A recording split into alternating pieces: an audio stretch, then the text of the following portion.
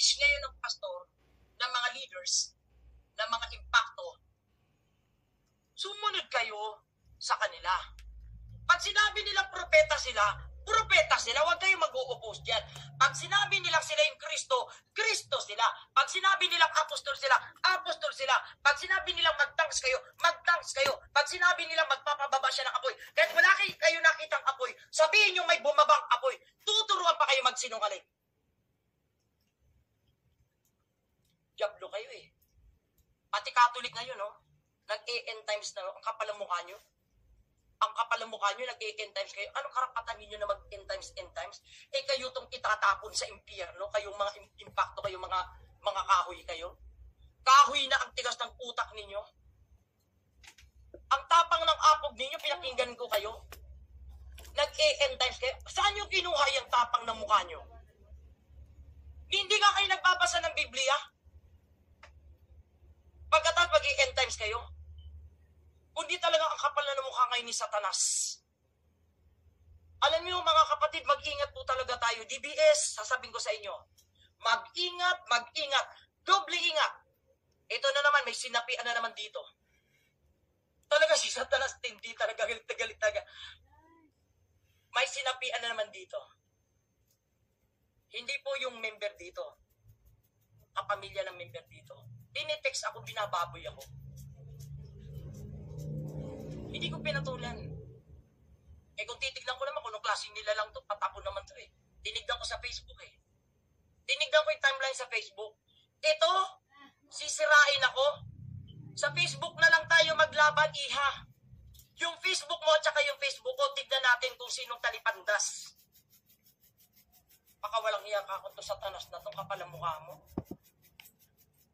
Ang laki ng inggit mo talaga, Satanas, sa mga ginagamit ng Diyos dito. Diablo ka eh. Ang lakas ng inggit mo, ang lakas ng sapak mo talaga. Kaya sabi ko, mahiya ka nga, Satanas. Dito na lang sa Facebook, kitang-kita ko sinong alagad mo eh. Sinungaling ka. Alam mo ko ako sa'yo, iha, magbagong buhay ka. Baka, huwag sanang madamay ang pamilya mo. Sana ikaw na lang ang palakulin ng Diyos. Huwag na huwag madadamay ang asawa mo naglilingkod sa Diyos. Huwag madadamay ang iyong mga anak na may future pa yan. Pag pinalakul ka ng Diyos, ang tuwa ko. Pag pinalakul kayo mula ulo hanggang ibaba, hatiin ka ng Panginoon. Hindi ikaw ha. Hindi ikaw yung papatayin. Yung hatiin ka, yung talagang ma-broken hearted ka talaga. Sabi pa nga si Pastor Tess. At ang lumuhod ka sa Diyos, babasagin ka iha. Papanalangin kong basagin ka. Mula kahapon nang mabasa kong text mo sa akin, ipapanalangin kong basagin ka ng Diyos ng wagas. Yung bubog ka, tapos bubuhin ka ulit ng Diyos. At panunukurin ko kung paano kang bubuhin ng Panginoon. No? Dalangin kong maging bubog ka. Tunawin ka. Kasi kawawa ka naman eh. Huwag ka nawa dumiretso sa impyerno. Dito pa lang, maging mala-impyerno na ang buhay mo para tumingal ako sa Diyos. Kaysa naman sa maayos ang iyong kalagayan dito, pagkamatay mo, pulusok ka na sa impyerno. Nawa, maranasan mong mga mala-impyerno na buhay dito ng pagsubok para magbaga ka dito at nang humiyaw ka na sa Diyos bago ka sa impyerno humiyaw. Mayabang ka eh. Mayabang ka. Pero traidor ka, ikaw lang nakakapag-text sa akin, hindi ako makapag-message sa'yo. Sabi ko na nga ba, Satanas, tapak na mukha mo. Sabi ko, talagang kayo, mga maaangas lang kayo ng patalikod eh. Umarap kasi kayo. Alam nyo naman ako, gustong-gusto ko na umaharap eh. Ayaw nyo. Alam mo, talagang maka-Diyos kayo. Haharap kayo talaga. Kaya ang Panginoon, sabi ng Panginoon, nakikita ko kayo, naririnig ko kayo, nararamdaman ko lahat. Walang maililihit sa Panginoon. Ulit ko, leaders na ito ha. Kasi sino ka pa? Hindi ka naman leader. Mga leaders na ito, Old Testament, nobala. Naligaw. Pagdating dito kay Kristo, nawala rin. Si Kristo nang pumili no? Doon sa Old Testament, si Moises. Tanga ba si Moises para pumili lang basta-basta? Sumamba. Kay Satanas sa Diyos-Diyosan. Si Kristo tanga pa. Para pumili. Si Kristo pipili nang magkamali siya. Hindi nagkamali ang Diyos. Pumili siya ng tama. Pero mas gusto ng tao umalis sa presensya ng Diyos. Nang ikaw ba maging pastor, nang ikaw ba tawaging evangelist, nang ikaw ba tawagin kang leader o teacher, ikaw ba ay nagkamali ang Diyos sa'yo? Hindi nagkamali ang Diyos sa'yo, inilagay ka talaga dyan. Pero sino ang pinili mo? Si Satanas ulit. Dalawa lang naman eh. Tatlo. Either glory, sex, or pera. Di po ba? Yan lang naman talaga eh, kapatid. Ang pinababagsak ng isang lingkod ng Panginoon. Nakakatakot pa ito mga kapatid. Nakakatakot po. Kaya tayo po dito ay nagsusumikap po tayo na hindi po tayo madaya. DBS, magpakatatag po tayo.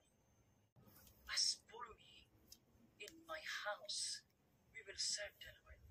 Hindi magsiserve sa pera. Hindi magsiserve sa tao. Hindi magsiserve sa sarili. Hindi magsiserve sa karangyaan. Hindi magsiserve sa mundo. Hindi magsiserve sa dreams mo. Leave them alone. Bitiwan mo na lahat yan, kapatid, pati dreams mo. Ito na ang ihandog mo sa Panginoon, pati pangarap mo. Ibaba mo na yan kay Kristo. No more, no less sa panahon na ito. Jesus na lang at ikaw at ang pamilya mo. Kasama ang ministry. Wala na. Anong Diyos-Diyosan pa? Bakit may pera pang involved? Ba't may relihiyon pa? Wala na po. Bitawan niyo na po natin. Linisin na po natin ang ating pag-iisip at ang ating buhay. Huwag niyo nang lalagyan ng maraming laman ang inyong isip. Kristo, salita ng Diyos at pagbabagong buhay. Kristo, salita ng Diyos, pagbabagong buhay. Kristo, salita ng Diyos, pagbabagong buhay. Kristo, salita ng Diyos, pagbabagong buhay. Ito na lang ang ilagay niyo sa inyong isip, sa inyong puso at pamumuhay natin. Si Jesus kay wala ng Diyos-Diyosan. Salita ng Diyos kaya wala ka ng pakikinggan pa. At pagbabagong buhay kaya wala ka ng goodbye na sa world. Goodbye na sa kasalanan.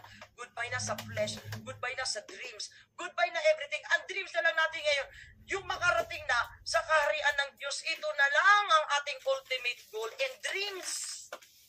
Dreams kasi marami tayong ini-expect sa langit. Napakaraming ipakikita ng Diyos sa langit. Tapos sila po natin dito mga kapatid. Huwag kayong mangarap na maging leader. Mananagot po kayo. Kung hindi niyo naman magagampanan ng katapatan, mauuna ka sa impyerno bago yung mga naakay mo. Kasunod mga naakay mo. Ikaw pupunta ka ng impyerno, kasunod nyo nasa likod mo. Kasi hindi ka totoo sa Diyos. Halugugin nyo man ang Biblia, lahat ng mga karunungan kung walang pagbabago buhay. Pinakamatalino ka ng tao. Lahat na ng karunungan na sa'yo, pero pag wala kang pagbabago, impyerno ka pa rin. Ngayon, gustong-gusto mong magbago. Gustong-gusto mong magbago. Ayaw mo naman kay Kristo, impyerno ka pa rin. Mabuti kang tao, lahat ginagawa mo. Sabi mo, ikaw ng pinakamabuting tao dahil totoo namang mabuti ka. Pero tinanggihan mo si Jesus, impyerno ka pa rin. Anong tama po ba, Sister Cora? Kung anong sinabi ng Biblia, yun susundin natin. Kilalanin mo yung napako sa Diyos. Siya, yung ating Panginoon na nagtatamang takot. Yung napako sa krus, hindi po yung krus ang sabay mo. Yung napako sa krus, tanggapin mo, ipamuhay mo yung sinasabi niya. Yung napako sa krus na magpakabal na tayo, magbago na tayo ng isip, magbagong buhay na tayo, magbagong buhay na tayo. Diyos ko, Panginoon, hallelujah, magbagong buhay na po tayo. Mga kapatid, basahin natin sa Revelation 13. Sasamba sa Kanya ang lahat ng nabubuhay sa ibabaw ng lupa. Kanino? Ay Satanas. Maliban sa mga taong ang pangalan ay nakasulat sa aklat ng buhay, magmula pa ng likhain ang sanlibutan. Ang aklat na ito ay iniingatan ng korderong pinatay. lahat ng tao, hindi daw ha, kasi accurate yung Biblia. Ang sabi ng Biblia, lahat ng tao sa mundong ito sasamba kay Satanas. Lahat, walang excuse, pati anak mo. Kaya tama sinabi ni Pastor Tess, accurate, eksakto yun. Papatayin ang iyong mga anak. Dahil ikaw na magulang, wala kang ituturo na mabuti sa iyong mga anak. Katulad mo rin, peste at salot sila sa Diyos at sa lipunan, papatayin ang mga anak mo. Sabi ng Diyos yan. At ang salot mula sa iyo, sa anak mo, at sa mga anak, at sa mga apo, at sa pasalin lahi, 4, 7 salin lahi. Wow, kapatid, ang dami niyong peste pag nabuhay kayo. Kaya papatayin ng Diyos. Magulang, papatay na yung anak. Para walang peste. Magalit ka sa akin, kapatid, para mabilis ang kidlat na tumama sa'yo. Oo, ikaw ngayon, wala kang utang na loob sa Diyos. Makapal ang mukha mo sa Diyos. Wala kang ginawa kundi manghingi na manghingi parang may patago pa sa Diyos. Nang maglingkod ka, may utang na loob pa sa iyo ang kapal ang mukha mo. Nang konting ginawa mo, may utang na loob pa ang Diyos sa iyo. Sinusumbatan mo ang Diyos. Kahit tadtarin tayo ng buhay. Di ba may kasabihan ng magulang, tadtarin man kita ng pinong-pino, hindi ka makakabayad ng utang sa iyong magulang. Totoo yan. Totoo yan. Unless, paano ka makakabayad sa magulang mo? Pag naging magulang ka na. Pag naging magulang ka, sapagkat mararanasan mo ang naranasan ng magulang mo sa iyo. Hanggat di ka nagiging magulang, anak ka lang, tatarin ka man ng buhay, hindi ka nakabayad. Hindi ka naging magulang eh. Nawanawaan nyo? Kaya makakaganti lang ang magulang sa anak pag magulang ka na. Dahil yung ginawa mo sa akin, mararanasan mo. Tabla na tayo. Pero hanggat hindi ka nagiging magulang, pag tinagtad kita, hindi ka pa rin nakabayad sa akin. Ang sabi natin, Panginoon, walang makapagpapalipat ng isip ng Diyos. Ang sabi ng Diyos, parurusahan ko ang lahat ng lalabag sa aking mga utos.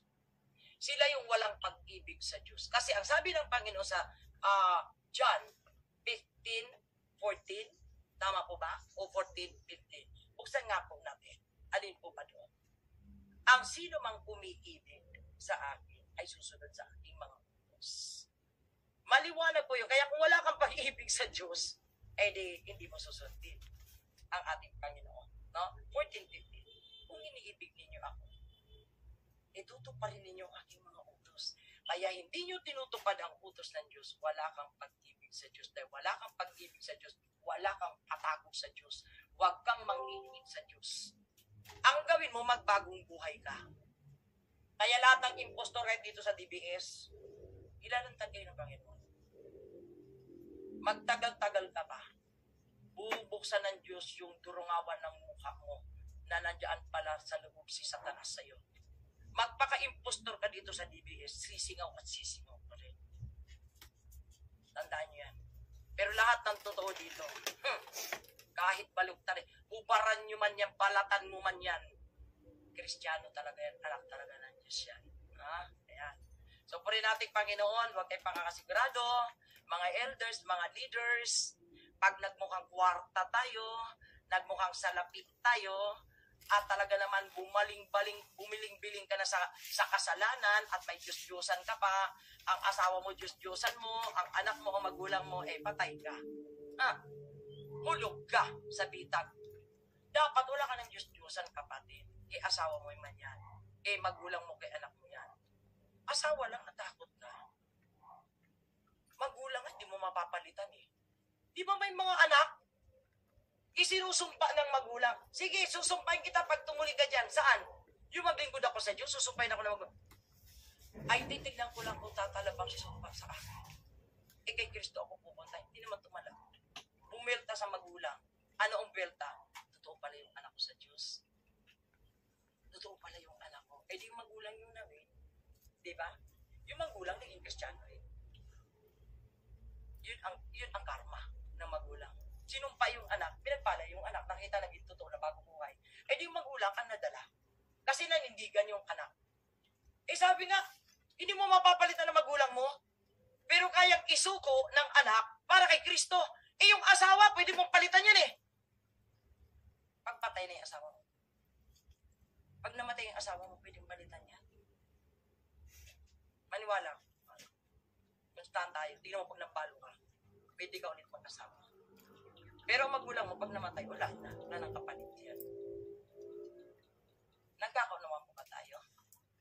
Kung merong anak na itinatuwa ang magulang para kay Kristo, nabawi ni Kristo ang magulang, bakit ang asawa hindi nyo maitakwil ang diablo? Nananakot na hiwalayan? Pahiwalay ka. Maganda nga yun eh. Kapag ka sinabi hiwalayan kita dahil sa Diyos mo, maganda yun, Francis. Yun ang iyong opportunity na makapaglingkod sa Diyos. Kasi pag hiniwalayan ka ng asawa mo, hindi ka naman mag-aasawa. Lalo kang makapaglilingkod sa Diyos ng malaya, malayang, malayang, malaya. Di ba? Yun ang timsong ng mga gustong maglingkod sa Panginoon. Kaya pag iniwalayan ka ng asawa mo, edi mag-iwalay. Pero diretso ka sa Panginoon. Diretso ka sa Panginoon. Tingnan mo yung asawa mo, bubuljakin ng Diyos, tatamping yan. Sisirkus yan. Pagkatapos, pagkakakain na yan ng kaning baboy, maaalala yung asawa. Ay, nandun ako sa asawa ko. Love ako noon, ina-address ko ngayon eh. Pero tatanggapin kaya ako. Siyempre tatanggapin mo siya pagbalik niya kahit ang nililimahin na siya. Amoy basura. Ang basura ng kasalanan, pangangalo niya. Siyempre, pagkabastos yung asawa mo, mangangalo niya yan. Bastos yan eh. Gagalitin ka niyan. Ah, sige, gusto mo ang Kristo? Ako dito ako. May Kristo rin ako dito. Mangangalo niya yan. Ang baho niya pagbalik sa iyo. Pero paliguan mo na lang ang salita ng Diyos. Us-us mo, kapatid. Tanggapin mo yun. Pag hiniwalayan ka ng asawa mong talipagdas, mangangaliwat talaga yan. Gagalitin ka niya. Pero ikaw, ituon mo kay Kristo ang iyong paningin, kahit na dumadaan sa harapan mo, yung asawa mo at yung kabit, dumiretso ka kay Kristo. Tingnan mo isang araw, mabaho yung asawa mo babalik sa iyan. Pero tatanggapin mo. Kasi kailangan mo tanggapin. At least pagbalik, totoo na. Huwag mo kakabulin kasi pag hinabol mo, hindi magiging totoo yan. Ang sasabihin niyan, tanga naman to eh, pastor ng tanga to eh. Pastor to, pero tanga to. Walang break, tinanggalan ko ng panloob, tumatakbo sa kanya, walang salawan. Kasi sabi ko, tumakbo ka, wala kang salawan, takbo ka naman. O, tanga ka. Yung asawa mo, hinubaran ka. Lumabas ang iyong kahihiyan. Pinatakbo ka sa kanya nang wala kang salawan. Tumakbo ka naman. Kasi sabi niya eh, naikukuha niyo yung aking gustong ipaunawa sa inyo. Lalaki ka, tigasan mo yung panga mo. Ganda-ganda ng kamaong pati sa pakinig mo. Kaya nga lalaki ka eh. Sentido komunis. Maraming Kristiyano pabsak. Bakit? Hindi buo ang puso sa Diyos. Hindi buo. Huwag kang lalabang kapatid. Hindi buo. Hindi buo. Maniwala ka. Takot na takot kang magutom. Takot na takot kang mawala ng asawa. Takot na takot kang mamatayan ng anak. Takot kang mamatayan, mawala ng bahay, ng buhay.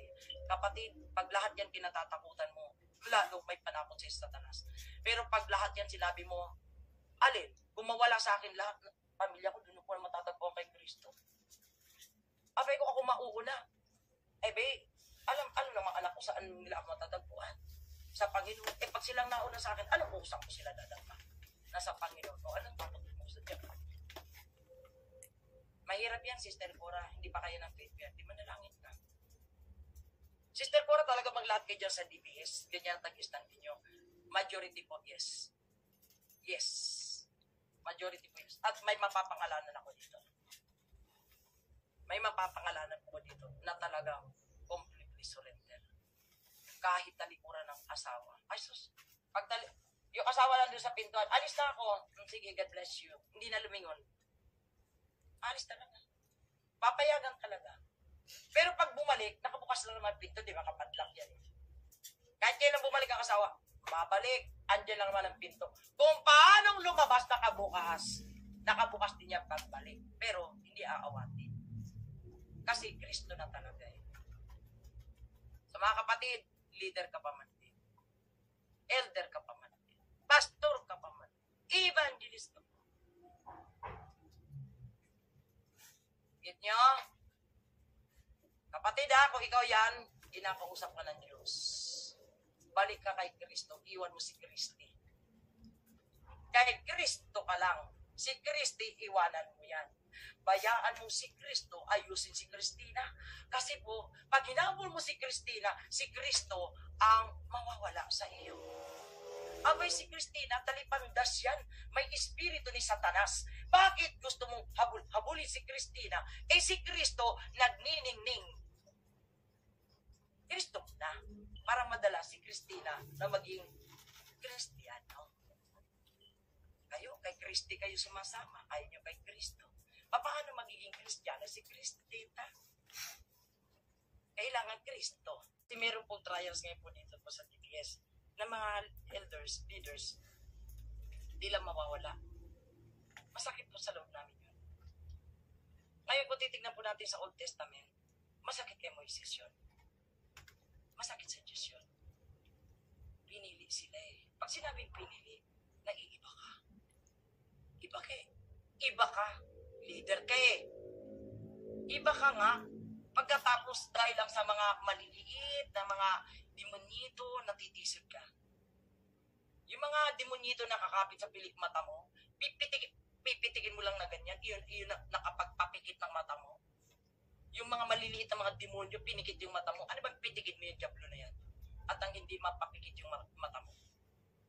Naglalambitin sa mata mo, kaya wala ka na makita. Leader ka, ikaw nakangapa. Nangangapa ka ngayon. Paano ka ngayon yung mga kasama mo, yung mga nasa likod mo? Pastor, nasaan na po tayo? Hindi ko rin alam kung nasaan na tayo. Nangangapa rin. Ito, Pastora, sa mga ganito naman po na susubok yung pananampalataya ng ating hindi na sa akin po. Sa akin lang po ito, sarili yung pananampalataya. Meron din po tayong bigyan sila ng encouragement na malakasa. Ito ang encouragement natin. Para mapagtagumpayan. Pastor Michael, ito ang encouragement natin. Hindi na pwedeng pabibi. Leader ka eh. Pastor Michael, pag bumagsak ka, ang lagay mo, pabibi ka pa, bubudyakin ka namin dito, Pastor. Pag ikaw, abot mo, Pastor. Hindi na po pwede rito eh. Pastor Michael, kaya mo yan. Pastor, ano nangyari tayo, Pastor Michael? Huwag kang ganyan tayo. Ay, naku, ganyan na maririnig, Pastor Michael. Hindi po pwede. Pastor, ano nangyari, Pastor? Kawawa ka naman, Pastor. Naku, hindi po ganyan. Leader ka. Meron ba namang leader ng ganyan? Ay, kapatid, pag leader. Si Sister Christina, napa-camera tuloy. Napa-camera si Sister Christina. Kumpirmado siya talaga. Tama ba, Sister Christina? Kapag ka leader, hindi na pabibi.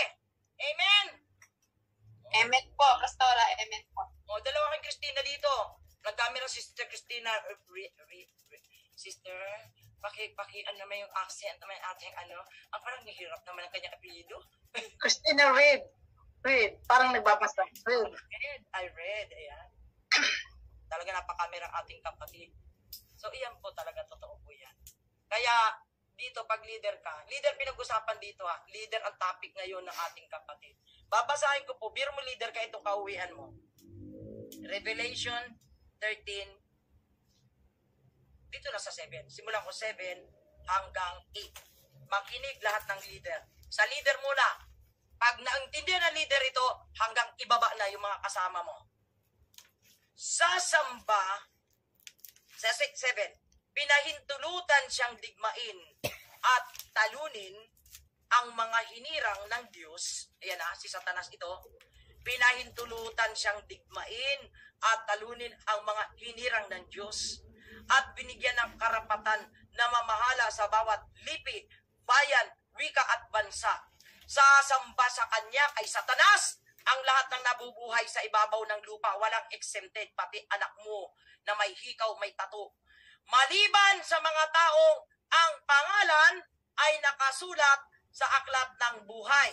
Magmula pa ng likhain ang sanlibutan.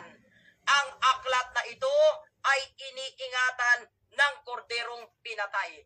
Hindi sasamba kay Satanas ang mayroong tatak ng Espiritu Santo, totoong leader na pinanindigan. Dugo at buhay ang paglilingkod sa Diyos. Hindi ako sasamba sa iyo, Satanas. Kung mayroon kang hahablutin sa pamilya ko dahil gusto niyang sumama sa iyo, so be it. Take it. Iyo yan. Kung meron akong pamilya na hinahatak mo at sumama sa iyo, sa kabila ng ipinakita na ng Diyos ang lahat ng pangalanan, kunin mo, Satanas, ang iyo, pero hindi mo ako makukuha.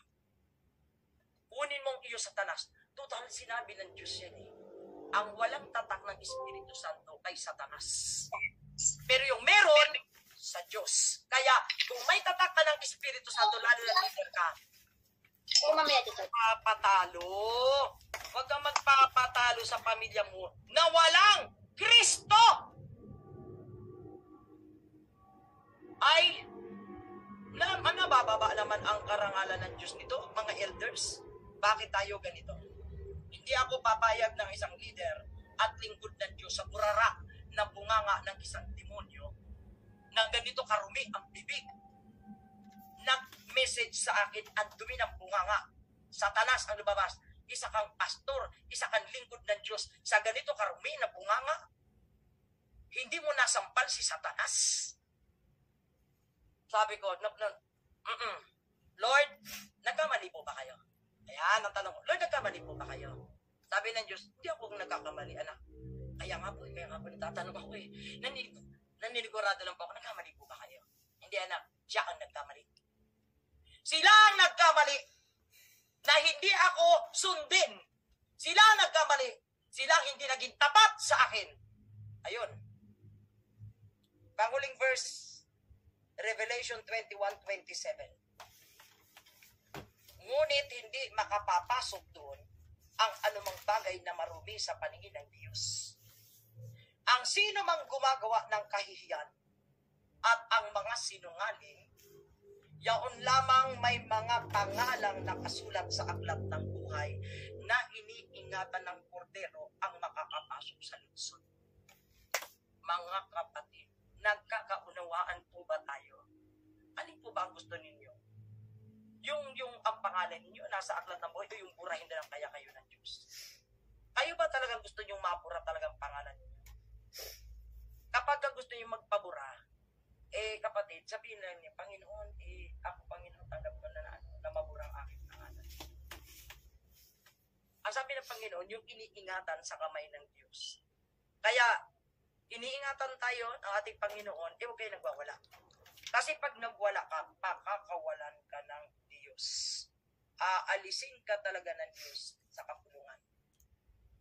Nagwawala kayo. May burahan po sa Biblia, mga kapatid.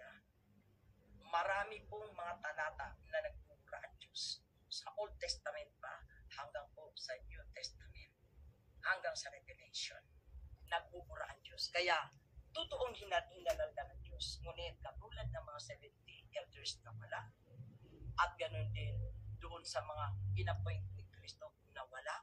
At ngayon, dito po sa ating panahon, marami na ang wala. At nagwawala pa. Kaya yung sumusunod sa Diyos ngayon, nagpapatastas.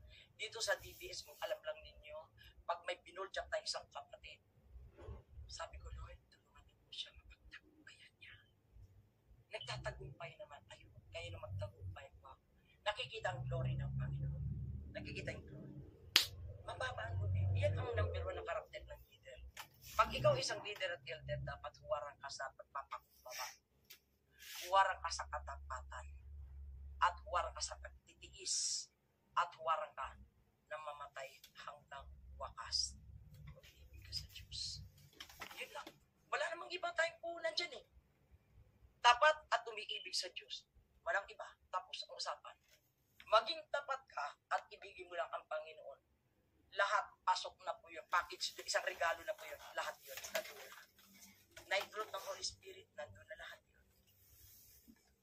So, to God be all the glory. Pastor Ates, marami pong salamat.